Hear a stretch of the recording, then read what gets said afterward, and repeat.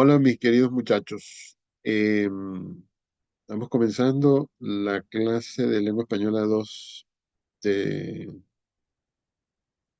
de la Escuela de Idiomas Modernos de la Universidad Central. Hoy, 21 de octubre del 2024, ya han llegado unos cuantos estudiantes, parece que siguen llegando, eh, y llegó Asuaje. A ver, y hoy, como puedo hablar muy poco porque estoy mal de la garganta, de la nariz, digo de una vez que nos toca hablar del romanticismo. Uy, uy, uy, el romanticismo, que no se sabe cuándo empezó y no se sabe cuándo va a terminar. Y se sabe cuándo comenzó. O bueno, no se puede saber, pero sí, eso está definido en un periodo de la historia, solo que no, no es que antes de eso el hombre no fuera así, o los artistas no fueran así. Eh, Sobre todo porque los movimientos son como las modas, ¿no? Hay, lo hay en un momento y después lo vuelve a ver y al final es que todos somos de esa forma. Pero el romanticismo es especialmente significativo porque ah, en realidad, en el fondo, todos terminamos siendo así. Y ustedes van a decir, sí, es verdad, todos somos cursi, pero no. Lo romántico no es cursi. Cuando digo lo romántico, quiero decir aquello perteneciente al romanticismo, al movimiento artístico, llamado así, que afectó todas las demás áreas de la actividad humana y la sigue afectando. Creo que mencioné en la semana pasada que, eh, sí, estoy seguro de que lo mencioné, cuando un niño tiene inclinaciones poéticas y empieza a escribir a los 9, 11, 12 años, se comporta así como se comportaban los románticos del siglo XIX adultos, ¿no? Y seguimos, siempre cuando comenzamos a escribir, escribimos así, como si no se hubiera acabado el romanticismo. Y esto quiere decir que hace 400 años y hace 900 años y 1400 años también, seguro que cuando uno empezaba a escribir al principio de la adolescencia, cuando empezaba a escribir poéticamente, quiero decir, ¿no? No que cuando aprendí el alfabeto. Seguro que también hace 1500 años, cuando empezábamos a escribir, escribíamos así. Solo que, bueno, cuando se puso todo el mundo de acuerdo en escribir románticamente fue, ¿no? A final del 18, principios del 19, o cuando sea que haya sido, porque cada autor que leo le pone fechas diferentes. Solo que romanticismo es casi sinónimo de siglo XIX. Bueno, y entonces, como yo estoy malo de la garganta, y como ustedes ya leyeron mucho sobre eso, y como les pedí hacer un ejercicio, díganme ustedes qué han descubierto, qué han leído, qué ven en ese cuento.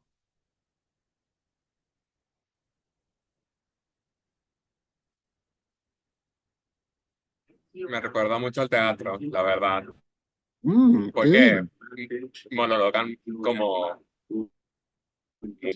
pero la manera que lo dije hace sonar de que fuera malo, pero no sé, me gusta que puedes sentir mucho la emoción en la manera en que hablan y cómo se expresan, la verdad. Eh, sí, es verdad. Sí parece como teatral.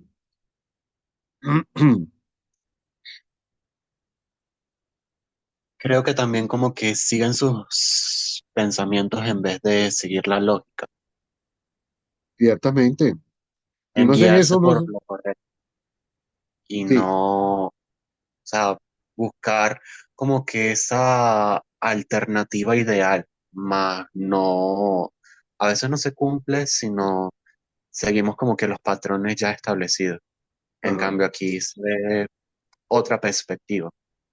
Romántico que no hace eso, no es romántico. Bueno, yo lo veo desde este punto, el saltar en la parte espiritual del ser humano, es decir, dejar de lado lo que es la lógica, la racionalidad y como que ayudarnos a entender que a veces el espíritu puede superar a la propia lógica. Y en este cuento es como que una viva imagen de cómo por el deseo de nuestra propia alma o nuestro propio corazón, hacemos cosas que normalmente no se harían. Por ejemplo, traicionar a tu país. Sí. Y uno Bueno, piensa, pero más que traicionar al país, creo que se trata más como que, no sé, de las personas o de la sociedad, pero Ah, o sea, no o de un sea, territorio. el país es un ejemplo, o sea, yo lo digo es más global que eso, yo simplemente pongo el país por dar un ejemplo, pero obviamente es más complejo que eso. de todas Más, maneras sí, de todas más maneras bien sí hay, traicionó a todo lo que él consideraba que era su ser, más o menos, al menos eso creo.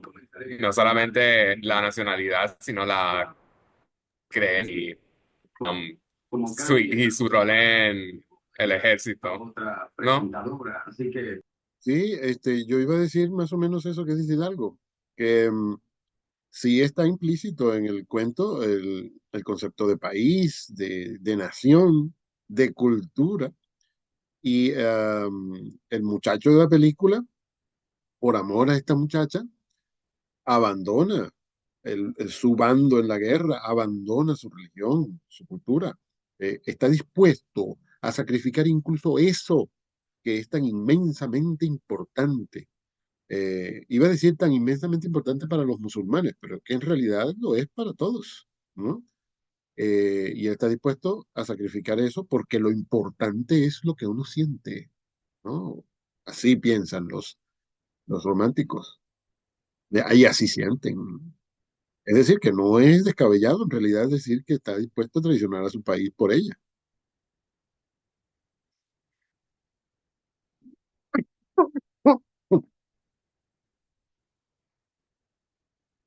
Yo iba a decir, antes de que apareciera esta idea, que ahí hay como una oposición. Él tiene una propuesta y ella la rechaza, para decirlo rápido, ¿no? Para no detenernos en detalle. Eh, y sin embargo, los dos se comportan de la misma manera. Que pareciera, la oposición que hay pareciera indicar que uno está actuando de una forma y el otro de la otra, que uno está actuando racionalmente y el otro apasionadamente, pero no, resulta que los dos están haciendo una,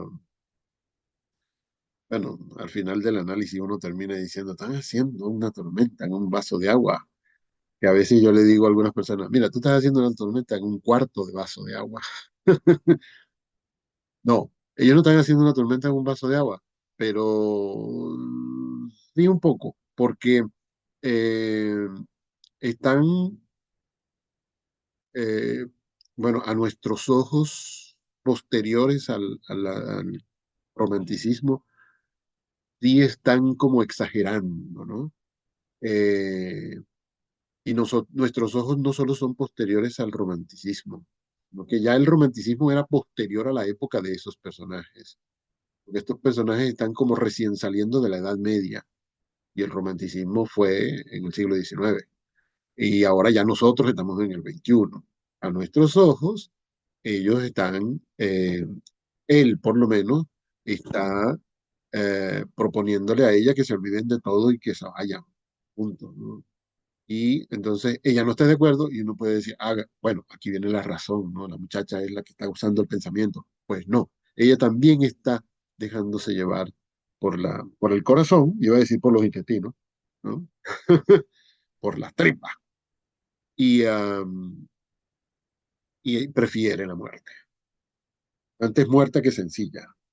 Eh, Eso también es romántico. Las dos posiciones que parecen adversas son totalmente románticas, recalcitrantemente románticas. No puede ninguno de los dos negar que nunca se dejan llevar por pensamiento, que nunca se dejan llevar sino por la sangre que le corre en las venas, que bueno, uno puede ser cristiano y el otro puede ser musulmán, pero son es la misma sangre apasionada desbocada que dirige todo lo que hace. Eh, que lo ha dirigido en el pasado y que lo está dirigiendo ahora en el presente, ¿no? Que va a llevar al desenlace que todo romántico desea, ¿no? Un desenlace más bien trágico, penoso, ah, y para que sigo diciéndoles, eso lo tienen que descubrir ustedes.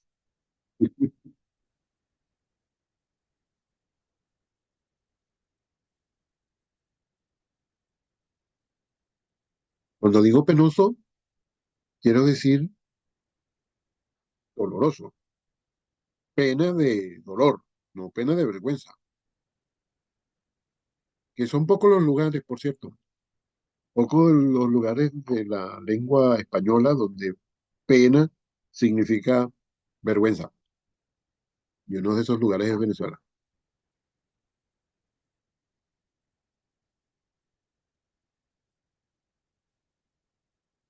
Vamos a ver. Hola, profe. Bueno, dependiendo del contexto, la palabra puede tomar diferentes significados, Sí, dependiendo siempre. de los temas que se asocian. Sí, sí, siempre. Solo que, eh, que hay lugares donde no se usa la palabra pena como sinónimo de vergüenza, porque significa dolor. Pero hay lugares donde sí, son minoría. Venezuela, Sí, por ejemplo. depende del contexto. Sí, significa unas veces pena, otras veces vergüenza, otras veces otra cosa. Eh, pero en España, por ejemplo, tú dices, ay, me da pena entrar ahí. Te van a decir, hombre, me da pena, ¿por qué? Si no se ha muerto nadie. Profe, es Dígame. como la pena y una pena. Sí, Me sí, está sí. matando una pena, es que es un dolor. Sí, Pero la pena, ay, tengo pena, es la pena de que no quiero hacer algo porque me avergüenzo. me encanta esa diferenciación. Muchas gracias. No, yo la entiendo muy bien. Yo soy venezolano, pero,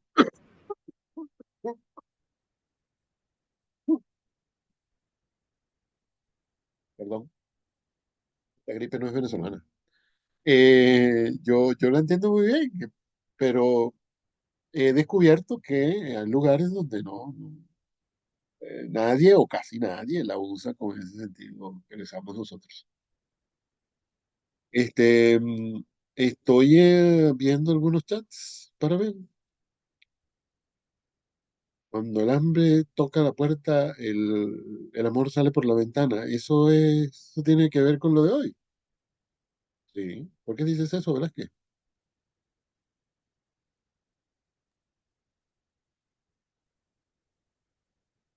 Ay, ya ni me acuerdo. Ah, caramba. Yo creo que no era un asunto de hambre. No sé. La gente tenía plata. Ah, no, es cuando usted mencionó que... Ay, se me fue otra vez. Mm. Dice Tavares, aquí se ve que el alma a veces supera la lógica. Sí. Eh, a veces está muy bien dicho, pero en el romanticismo lo ideal es que fuera siempre, ¿no? Dice Acevedo, se puede apreciar la desesperación de amor que tienen ambos. Sí, en cada palabra se aprecia. Se transmitió, por lo menos en mi caso fue así. Sí, sí, sí. Em, ¿Quién da más? ¿Quién da más? Bueno, esto es algo sobre el texto y es cierto porque cuando usted lee el texto y se mete en la historia, usted siente que esas palabras, uff, la carga de emociones que tiene cada una de esas palabras, cuando la dice el guerrero, cuando lo dice la señora o sí, Sí, la protagonista. Athenais, la Sí, protagonista, sí, y tú sientes, y, o sea, aquí se siente emoción, amor, tristeza, desesperación, mamita. todo al extremo. Uf, exacto, porque bueno, eso es un punto de romanticismo, llevarlo todo hasta el extremo donde uno dice, mamita, o sea, tan exagerado se ve, pero claro, eso porque lo estoy viendo yo del siglo XXI, pero allá, en esos momentos, capaz era normal. Sí, era más o menos normal y sin embargo, sí, estaba de moda. Y había quienes llamaban el romanticismo el mal del siglo, imagínate, como si fuera una enfermedad. Ajá, era más o menos normal porque estaba de moda, y fue una moda que duró bastante, e incluso el mismo Fermín Toro escribió un cuento titulado Un romanticismo, perdón, un romance, en que ridiculiza a los románticos, ¿no? Ah, exagera aún más todo el dolor, toda la desesperación, y toda la desesperanza, toda la soledad, toda la oscuridad y hasta, y hasta lo chiquito que era Caracas.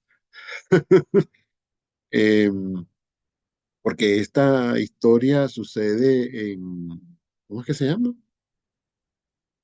Por allá, por el otro lado del mundo. Corinto. Corinto, Corinto, por supuesto, si está en el título. a Gracias. ver, pero eso es en Grecia, debo suponer, o bueno, por lo que leí. Sí, sí, sí, claro, es Ah, vale, Corinto. vale, por si acaso. Uf, La misma Corinto de la carta a los Corintios de San Pablo. Este, que es la única otra referencia que yo había tenido de Corinto antes de leer este cuento. Ay, perdón, pero muy feo. Salud, profesor. Tranquilo. Sal- salud. Salud. Ay, gracias, Dios los oiga. Entonces, Dinero y amor, entonces. ¿cómo? Salud, dinero y amor. Ay, gracias. Entonces decía que esta historia sucede en Corinto, pero esta de la que estoy hablando ahora, un romántico, sucede en Caracas, en la época en que vivía eh, Fermín Toro, que nació en 1805, 1807, antes del 19 de abril, ¿no? De 1810. Eh, por cierto, nació en el Valle.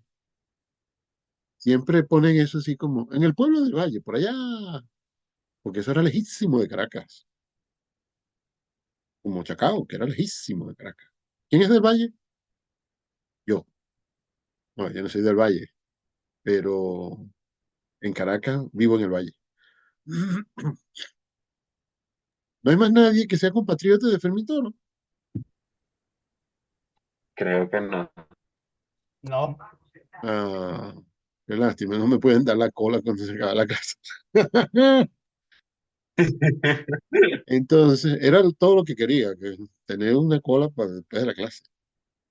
Eh, entonces decía que ese otro cuento lo, lo, lo escribió Fermín Toro para mostrar, no sé si, no sé si podría decir la palabra, la ridiculez, la exageración. Sí, yo creo que ridiculez es buena palabra.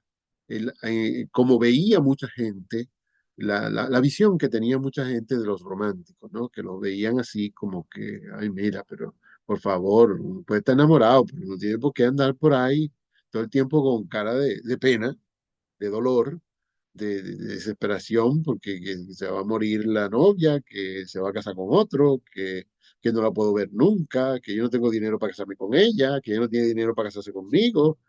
Por favor, existía también esa oposición en mucha gente. No debe haber sido mucha en realidad, pero sí veían a los poetas, a los artistas con esa actitud de apasionamiento y al mismo tiempo de decaimiento, porque no se cumplía ese propósito principal del romanticismo, que era la trascendencia, la elevación. No sé qué, se sabía desde el principio que era imposible, que ellos sabían que era imposible, no se cumplía su sueño de evasión. Ya, iba a decir más tarde, pero creo que ya no va a ser hoy. Que hablemos de esos puntos característicos del romanticismo. Bueno, si alguno de ustedes los encontró,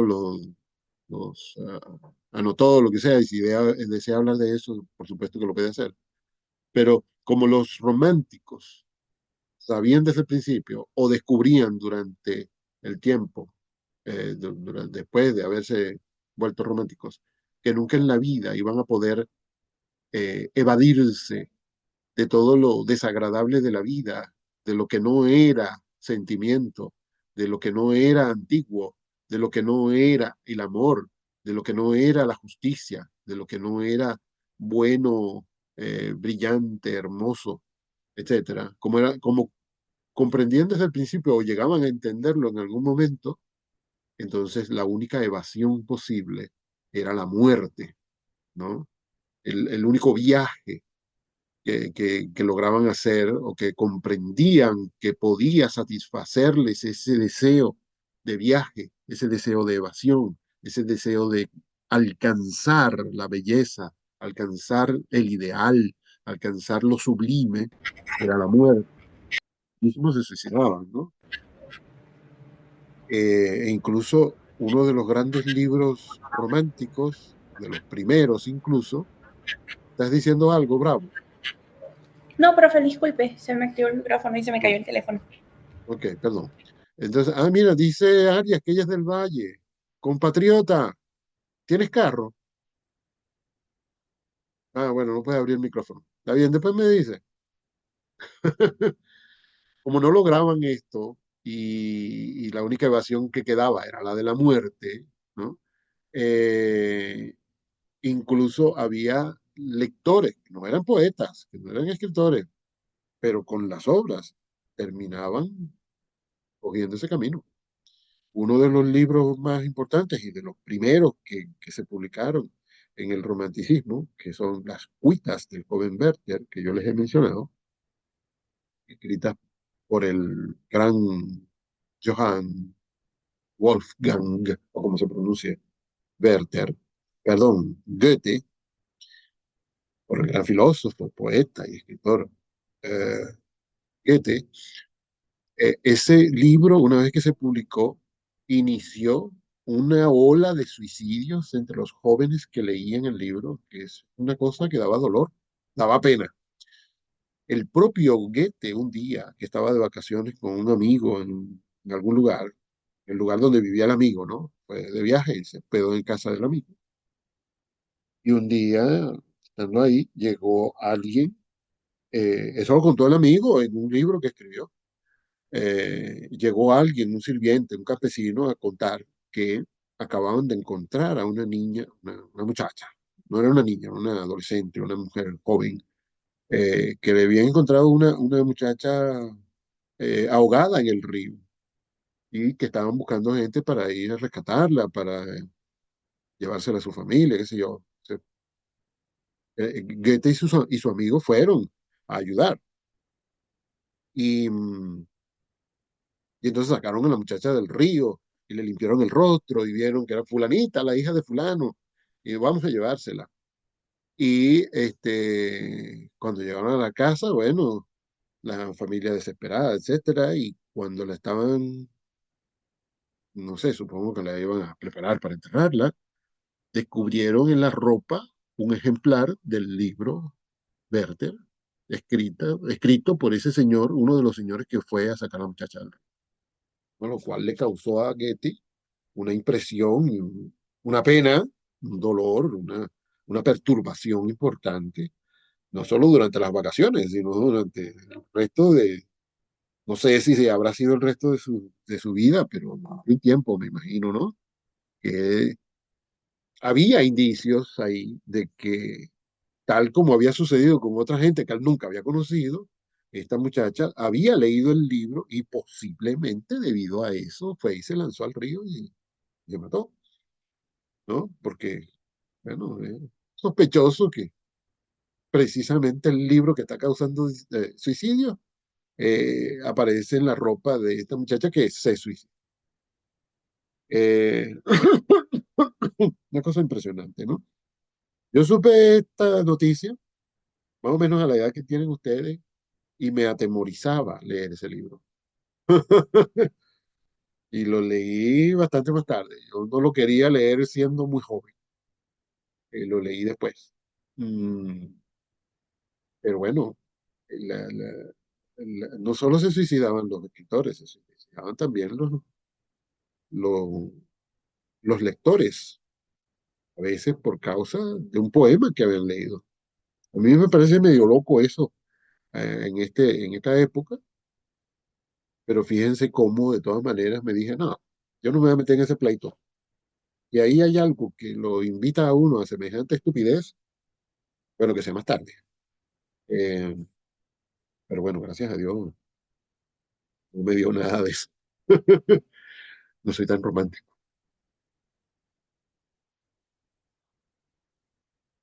Cuéntenme ustedes algo. ¿Qué más vieron ahí en ese cuento?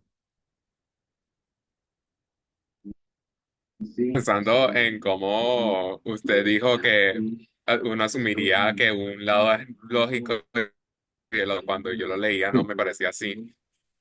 Al principio, pues, que incluso lo único que le veo de lógico en el pensamiento de Ateneis es que obviamente se siente um, en conflicto porque están en distintos lados de la guerra, por lo Sí, que entendí. Y sí, entonces está como batallando eso internamente y el amor que tiene por la otra persona, por la otra persona. Se me olvidó su nombre ya y lo siento. Seide, Seide, Pero Seide. sí, Seaman. Ajá. El amor que tiene por él y el amor que tiene por su familia. Sí. Y um, hasta cierto punto no puedes tener todo y por eso es que nunca me pareció como lógico ese pensamiento, la verdad. Ah, sí, sí, claro, no, ninguno de los dos es lógico. Ciertamente yo decía que uno puede pensar que como se oponen, ¿no? Ellos están enamorados, pero ya ella está decidida que eso termine. Solo que uno le da la impresión de que va a terminar de otra forma. Ella está decidida que termine, él no quiere que termine. Hay una oposición. Entonces, como hay una oposición, uno puede pensar que un lado es racional y el otro no. No, señor, los dos son poco racionales.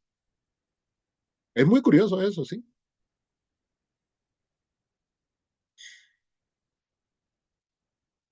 Running out Es, of time. es Dime una Hidalgo. irracionalidad contra la otra, la verdad. Ah, muy bien. Sí, qué buena esa forma de ponerlo. Una irracionalidad contra otra. O más bien, yo creo que no sé si deberíamos usar tanto irracionalidad como Profe, ¿puedo una decir algo? pasión. Perdón. Profe, ¿puedo decir algo? Sí, sí, un momento.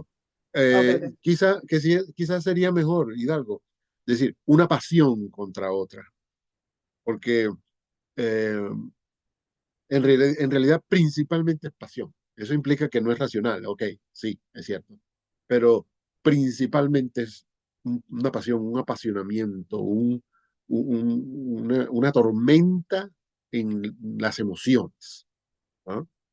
Ah, que no es que no es que un lado sea racional y el otro no.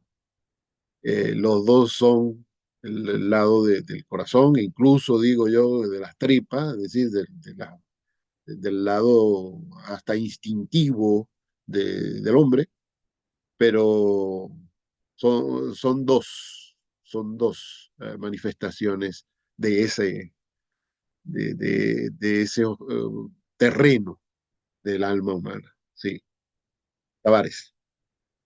Pues si le dijera que yo no vi tanto irracionalidad, sino más bien yo vi lo contrario. Racionalidad entre ambos sentidos. Me dirán, pero te estás volviendo loco. Y ahora yo diré, momento que voy a explicarme el por qué. Porque para ellos es racional. O sea, por mucho que para nosotros, para que algo, para cualquier otro, eso tranquilamente es irracional. Sí, concuerdo. O pasional. Pero para ellos no, por ejemplo. Para Saide, él está tan enamorado que para él era lógico querer seguir con ella, pese a todo. Mientras que para Athenais, para ella era lógico querer seguir con sus padres. Ella se quería suicidar en el momento, pero aún así, eso era como que un conflicto entre dos lógicas. ¿Sí? ¿Qué pasó? Ah, bueno, que era un conflicto para ellos, como que entre dos pensamientos, pues, aunque a simple vista puedan parecer ilógicos o pasionales, para ellos, durante todo eso, eran como que las emociones eran los que les daban ese tipo de lógica. entre, por Ujú. ejemplo, uno que quería estar con ella sin importar todo, pese a que, aunque claro, ya la guerra lo puso otro bando, y ella que, bueno, ella también sentía algo por él, pero bueno, la guerra también lo dividió, pero aún así, como que las emociones dieron como que una lógica en sus pensamientos, distinta, obviamente, pero aún al final, yo lo veo así, como que dos lógicas guiadas por la pasión. Mira, otra muy buena manera de expresarlo. Dos lógicas guiadas por la pasión, que en este momento se oponen. Me recordaste la novela Ivanhoe de Sir Walter Scott, que es un romántico escocés. En Ivanhoe, las primeras escenas, en realidad son como 50 páginas que se lleva ese episodio, ese capítulo en que se conocen un cristiano y un musulmán en la Edad Media. Otra vez, el momento de la historia, del relato, dirían los narratólogos, es la Edad Media. Pero esta novela fue escrita en el siglo XIX, 1820, 22, habrán publicado esta novela.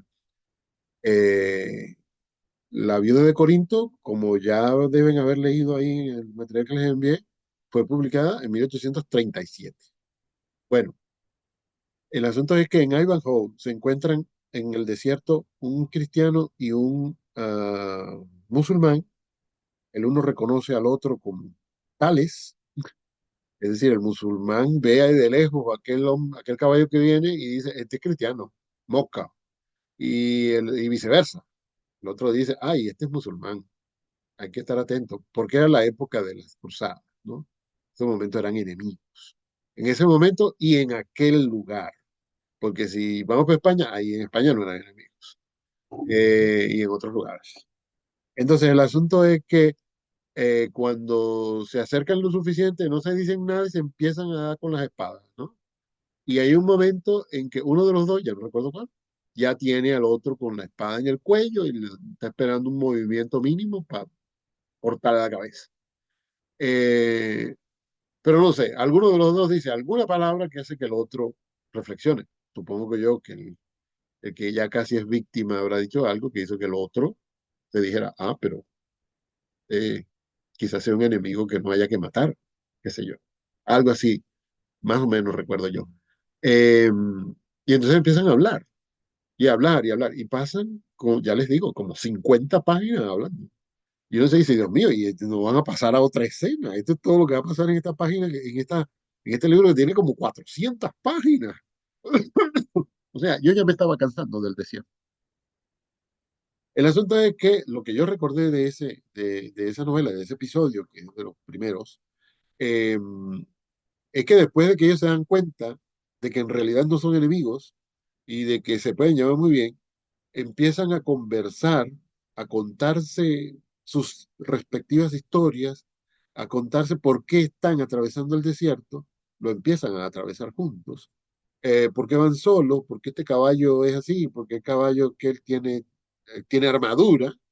¿Por qué tú te vistes de esta forma? ¿Por qué yo me he visto así? Entonces empieza un trozo de la narración en que el uno expone un pensamiento y el otro le dice, aquí es donde viene lo que me interesa, aunque veo que tiene lógica lo que dices, pero según tu interpretación, según tus leyes, según tu tradición, según tus dioses, según tus parámetros, ¿no? Según tus normas, tus creencias, tu fe. La verdad, a pesar de eso, la verdad es que, y empieza a dar sus razones, no empieza a dar sus argumentos, empieza a explicar lo mismo, pero según la visión de él. Y el otro viene y le dice, tres páginas más adelante, aunque creo, el uno al otro se llaman cristiano y musulmán, aunque el cristiano de vez en cuando lo llama hereje y el musulmán llama al otro infiel, ¿no? Le dice así, claramente. Bueno, mi estimado amigo infiel. Y el cristiano le dice, aunque tú, mi estimado hereje, eres de tal lugar y tal y cual. Bueno, Entonces el otro viene y le dice, aunque creo que según tus leyes equivocadas, tienes razón, según tus normas tales y cuales, tienes razón, yo creo que esto y lo otro. Pasa siempre eso cuando hay, bueno, ojalá que siempre pasara así, cuando hay encuentros de dos culturas o más. Y en este caso tenemos otro ejemplo, porque Atenais es cristiana y Seide o Saide, que en español y sobre todo en Venezuela es nombre femenino, es árabe, pero femenino, pero en esta historia Saide es hombre y es musulmán, que se ha hecho cristiano por amor, ¿cierto? Eh, pero es musulmán, de origen musulmán. Siempre va a haber ese choque cuando hay encuentro de dos culturas. Solo que el tratamiento puede llegar a ser violento, muchísimas veces lo es. Eh, ya saben ustedes lo que pasó cuando llegaron los españoles a América, ¿no? Que hubiera podido ser una oportunidad de oro para que fuéramos amigos desde el principio, pero es mucho más sencillo darse golpes y meterse las dagas y las tripas.